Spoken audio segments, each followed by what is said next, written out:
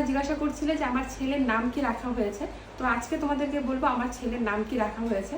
যখন বাবু পেটে ছিল তখনই কিন্তু আমরা একটা ছেলের নাম একটা মেয়ের নাম ভেবে রেখেছিলাম। বলতে আমার শ্বশুরমশাই ভেবে রেখেছিল। যেহেতু আমাদের বাড়িতে শিব মন্দির আছে, তো বাবা বৈদ্যনাথকে আমরা সবাই মানি, আর ওই ঠাকুর আমাদের ভীষণ জাগ্রত। তো আমাদের বাড়িতে যেহেতু বাবা বৈদ্যনাথ আছে আর আমার যেহেতু ছেলে হয়েছে, তাই জন্য আমার শ্বশুরমশাই নাম রেখেছে কৈলাস।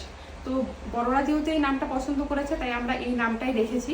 আর তোমাদের কীরকম লাগলো নামটা কমেন্টে জানিও। আর এই নামটাই কিন্তু আমরা বার্থ সার্টিফিকেটেও দিয়েছি। আর একটা নাম আমরা রাখবো রাশি অনুযায়ী। তো রাশি অনুযায়ী চ আর ঝ দিয়ে ওর নামটা রাখতে হবে। তো তোমরা একটু কমেন্টে জানাও কী নাম রাখা যায়।